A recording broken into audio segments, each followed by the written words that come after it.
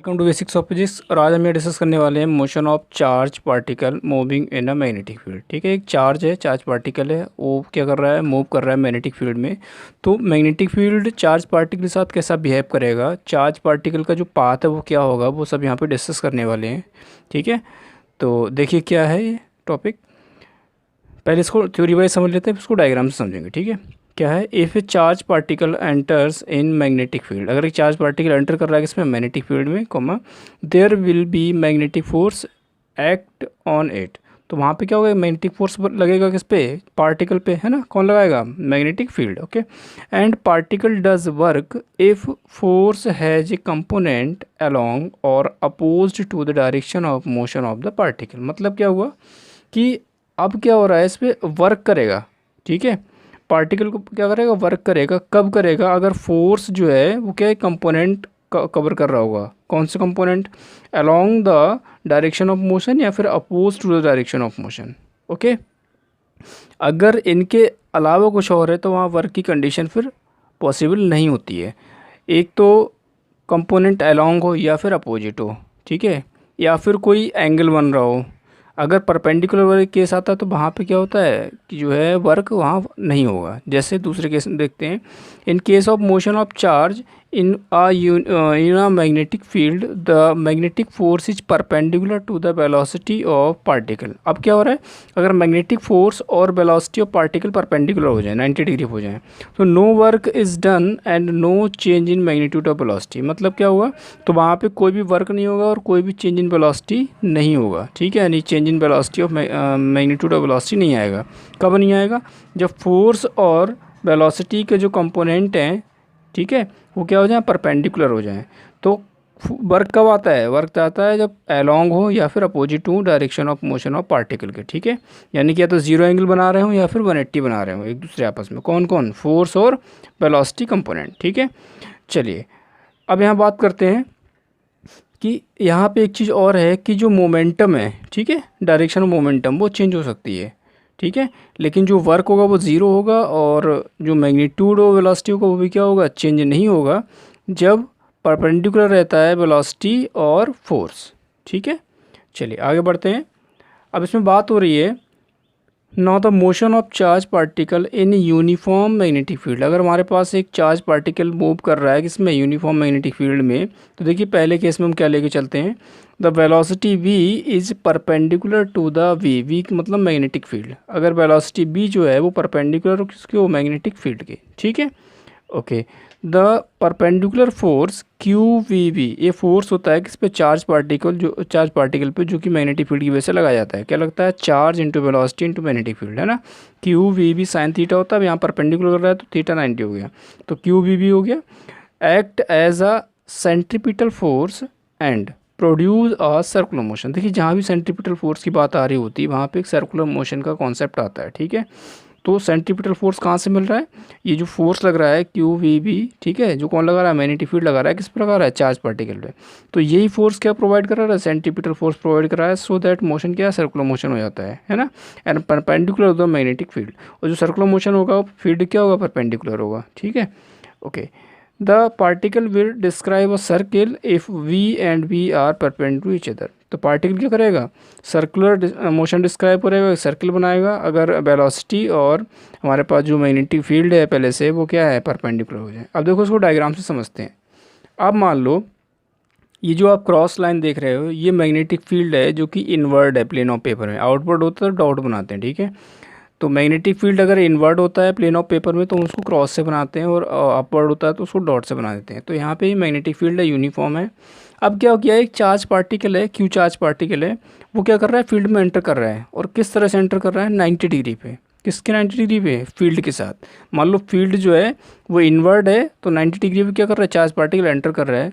तो क्या होता है कि जो पार्टिकल है उस पर एक मैग्नेटिक फोर्स लगने लगता है। कितना लगता है, क्यू वी बी। ठीक है, और ये फोर्स क्या होता है, परपेंडिकुलर लगता है टू डायरेक्शन ऑफ मोशन। किसके, डायरेक्शन ऑफ मोशन यानी कि पार्टिकल के। ठीक है, तो अब क्या हो रहा है, डायरेक्शन ऑफ मोशन पार्टिकल के जो है फोर्स परपेंडिकुलर है, तो यहाँ पे एक सर्कुलर मोशन क्या होता है, प्रेस्क्राइब्ड होता है। सर्कुलर मोशन क्या होता है, कर रहा होता है। कौन कर रहा होता है, पार्टिकल कर रहा होता है।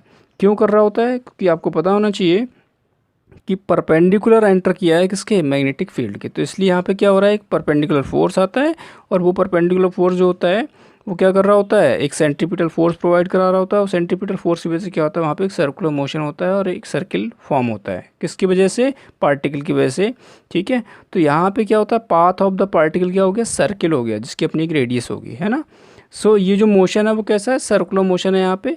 ठीक है, चलिए अब दूसरा केस देखते हैं। दूसरा केस क्या है हमारे पास, दूसरा केस देखते हैं। If velocity has a component along B, यानी वेलोसिटी जो है वो कंपोनेंट कवर कर रही है इसके अलोंग बी, यानी कि मैग्नेटिक फील्ड के। Okay, this component remain unchanged as the motion along the magnetic field. तो ये जो कंपोनेंट है वो अनचेंज रहता है जब motion along the magnetic field होता है। Okay, will not be affected by B.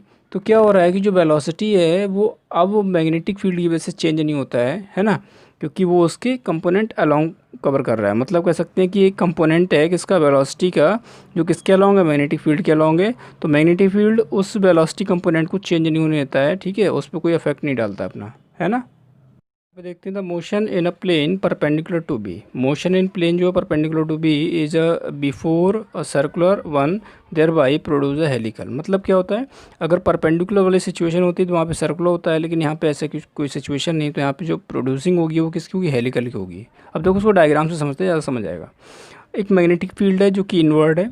अब पिछले वाले केस में हमने देखा था कि जो चार्ज पार्टिकल था वो परपेंडिकुलर एंटर कर रहा था मैग्नेटिक फील्ड में, ठीक है, मैग्नेटिक फील्ड के परपेंडिकुलर एंटर कर रहा था, और इसकी वजह से उस पर एक परपेंडिकुलर फोर्स आ रहा था क्यू बी बी, और वही परपेंडिकुलर फोर्स क्या दे रहा, सेंट्रीपिटल दे रहा था, उसकी वजह से क्या एक सर्कुलर पाथ बना था, सर्कुलर मोशन हो रहा था। यहाँ पे ऐसा नहीं होता है, यहाँ पे जो पार्टिकल है वो 90 डिग्री पे एंटर नहीं करता है, वो किसी एंगल पे करता है, मान लो 30 डिग्री या 60 डिग्री पे एंटर करता है टू द फील्ड।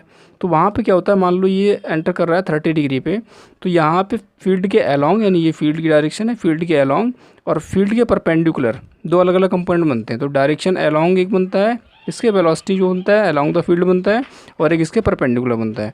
तो अब ना तो ये लीनियर होता है, मतलब ना तो ये पैरेलल टू द फील्ड होगा, ना ही क्या होगा, परपेंडिकुलर होगा, ठीक है। तो बीच वाली सिचुएशन बनती है, तो ये हेलिकल पाथ बना लेता है चार्ज पार्टिकल, ठीक है।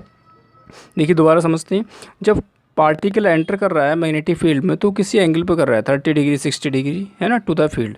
तो यहाँ पे क्या होता है कि एक कंपोनेंट आता है अलोंग द मैग्नेटिक फील्ड, ठीक है, किसका कंपोनेंट, वेलोसिटी कंपोनेंट, और एक आता है परपेंडिकुलर टू द फील्ड। तो यहाँ पे दोनों कंपोनेंट की वजह से क्या होता है, अब इसकी टोटल अगर इसका इफेक्ट होता है तो सर्कुलर बनता है, और इसका इफेक्ट होगा तो पैरेलल जाता है, लेकिन इन दोनों का इफेक्ट होता है यहाँ पे क्या होता है, एक हेलिकल पाथ बन जाता है, ना तो सर्कुलर रहता है ना ही लीनियर रहता है, ठीक है। क्या बन जाता है, एक हेलिकल पाथ, ठीक है, क्या क्या बन जाता है आपका, हेलिकल पाथ बन जाता है। सो क्लियर आ रहा होगा समझ में। तो जो पैरेलल वाला कंपोनेंट है वो किसके, बी के, यानी मैग्नेटिक फील्ड के, और ये परपेंडिकुलर कंपोनेंट है। चलिए एक चीज़ और समझ लेते हैं यहाँ पे।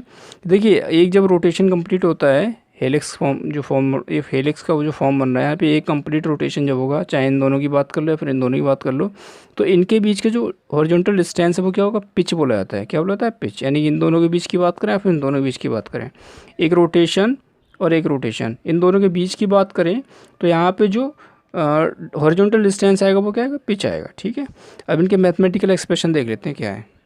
देखते हैं मैथमेटिकल एक्सप्रेशन क्या है इन दोनों केसेस में। जो ऐप था वो क्या था, सेंट्रीपिटल फोर्स था फॉर सर्कुलर मोशन, है ना, जिसकी वैल्यू क्या होती है, mv² अपन। और आपको पता है अगर एक सर्कुलर मोशन हो रहा है, ठीक है, सर्कुलर मोशन में क्या होता है, एक सेंट्रीपिटल फोर्स काम कर रहा होता है।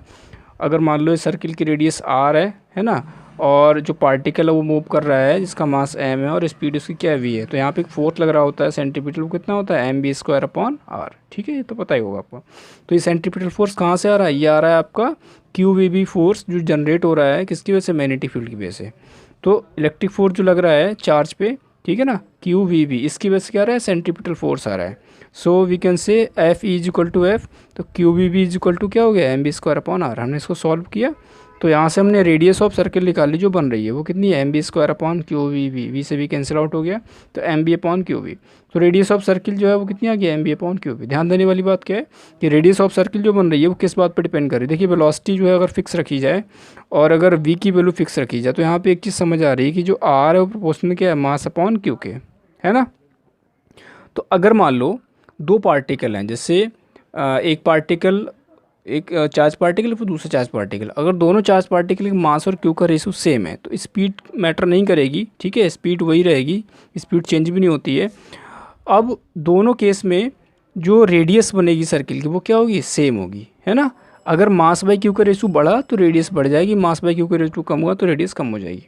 हाँ, यहाँ पे स्पीड का फैक्टर आ रहा है, अगर स्पीड बढ़ रही होती किसी भी वजह से, वैसे नहीं बढ़ती, अगर किसी वजह से बढ़ रही होती तो रेडियस क्या होती, ज़्यादा होती, मतलब अगर एक्सेलरेशन आ रहा होता तो रेडियस क्या होती, ज़्यादा होती। लेकिन यहाँ पे ऐसा कुछ है नहीं, वी क्या रहता है, फिक्स रहता है, कांस्टेंट रहता है।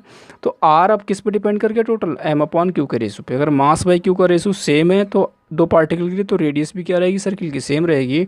और मास बाई क्यू का रेशो बदलता है तो रेडियस भी क्या होगी, बदली। यहाँ से क्वेश्चन आपके अराइज होते हैं एग्जाम में, ठीक है। आगे देखते हैं, V is equal to R omega. So omega अगर हम निकालेंगे तो क्या हो जाएगा, बी अपॉन आर। वी क्या होगा, वी और आर की वैल्यू हमने प्लेस की, M B upon Q B, B से भी कैंसिल आउट हुआ तो क्यू बी अपॉन एम। तो that is the angular frequency ना, या फिर एंगुलर वेलोसिटी भी कहते हैं कई बार इसको। तो 2 पाई एफ ओमेगा क्या हो गया, 2 pi F, that is equal to Q B upon M. तो हमें यहाँ से एफ निकालें तो एफ कितना हो जाएगा, Q B upon 2 pi M, ठीक है। F is the linear frequency. So time अगर निकालते हैं तो टाइम क्या होता है, 1 upon linear frequency, that is equal to 2 pi M upon Q B, है ना। सो देखिए 2 पाई अपॉन क्यू बी, हम क्यू 2 पाई अपॉन बी हमने अलग कर दिया, एम अपॉन क्यू हमने अलग कर लिया। तो हम कह सकते हैं कि टाइम जो है प्रोपोर्शनल है मास अपॉन क्यू के। अगर मास अपॉन क्यू चेंज होता है तो टाइम चेंज होगा, यानी कि जो पीरियडिक टाइम है वो चेंज होगा पार्टिकल के लिए, यानी कि रोटेशन का टाइम चेंज होगा। अगर मास अपॉन क्यू की वैल्यू चेंज नहीं होती तो रोटेशन का टाइम चेंज नहीं होगा। तो दो पार्टिकल जिनके मास अपॉन क्यू का रेशियो अलग अलग है तो वहाँ पे टाइम पीरियड जो होगा रोटेशन का वो भी अलग अलग होगा। और मास अपॉन क्यू का रेशियो सेम है तो टाइम पीरियड भी क्या होगा, दो पार्टिकल के लिए सेम होगा, ठीक है। चलिए आगे देखते हैं कि अगर मैं हेलिकल की बात करूँ, ठीक है, ये सब किस में था, सर्कुलर में था। अगर मैं हेलिकल की बात करूँ तो हेलिकल में देखिए क्या होता है कि पिच की बात की थी मैंने, दो रोटेशन के बीच का जो हॉरिजॉन्टल डिस्टेंस था, ठीक है, ये कह सकते हो कि दो साइकिल्स के बीच का हॉरिजॉन्टल डिस्टेंस था वो पिच था। तो पिच क्या होता है, जो पैरेलल कंपोनेंट है वेलोसिटी का वो इनटू टाइम, ठीक है। जैसे डिस्टेंस जो है वो फॉर्मूला क्या होता है, वेलोसिटी इनटू टाइम, वही यहाँ पे यूज़ किया हमने। तो बी पैरेलल इनटू टाइम, ठीक है ना। पैरेलल में क्या वेलोसिटी कंपोनेंट है और टाइम कितना लग रहा है उसको रोटेशन कंप्लीट करने में, ठीक है। तो 2 pi M upon Q B into B parallel, इस फॉर्मूले का यूज़ कर लेते हैं। कई बार छोटी छोटी चीज़ें पूछ ली जाती हैं, वो आपको पता होनी चाहिए, है ना। परपेंडिकुलर नहीं, पैरेलल लेना होता है। सो यहाँ पे ध्यान देने वाली जो सबसे ज़्यादा इंपॉर्टेंट बात है कि सर्कुलर कैसे बनता है, हेलिकल कब बनता है ना। और रेडियस किस बात पे डिपेंड करती है, फ्रिक्वेंसी किस बात पे डिपेंड करती है, और टाइम किस बात पे डिपेंड करता है। यहाँ से कोई ना कोई क्वेश्चन आपको आ रहा है जरूर होता है, तो आप इस चीज़ को समझ लीजिए कि मास अपॉन क्यू का रेशियो अगर चेंज हुआ तभी रेडियस और टाइम और फ्रिक्वेंसी चेंज होंगी, अदरवाइज नहीं होंगी, ठीक है। स्पीड क्या रहती है, कांस्टेंट रहती है। वर्क नहीं होगा अगर परपेंडिकुलर कंपोनेंट अराइज जो है हो रहे हैं, और परपेंडिकुलर कंपोनेंट अराइज नहीं होंगे तभी वर्क यहाँ पे जो है आएगा। जैसे हमने बताया था स्टार्टिंग में आपको कि वर्क कब आता है, जब वेलोसिटी और मोशन, ठीक है, ऑफ डायरेक्शन, यानी कि कह सकते हैं कि फोर्स या फिर मोशन ऑफ डायरेक्शन अगर परपेंडिकुलर हैं तो कोई वर्क नहीं आएगा, अगर परपेंडिकुलर नहीं है तो वहाँ पे वर्क आएगा। सो आई होप आपको समझ आ गया होगा ये कि एक चार्ज पार्टिकल मोशन कर रहा है तो किस तरह के पाथ बन रहे हैं, क्या उसके एक्सप्रेशंस आ रहे हैं। और अगर कोई डाउट है किसी चीज़ को लेकर तो कमेंट सेक्शन बताइए, हम उसको सॉल्व करने की कोशिश करेंगे। And thanks for watching.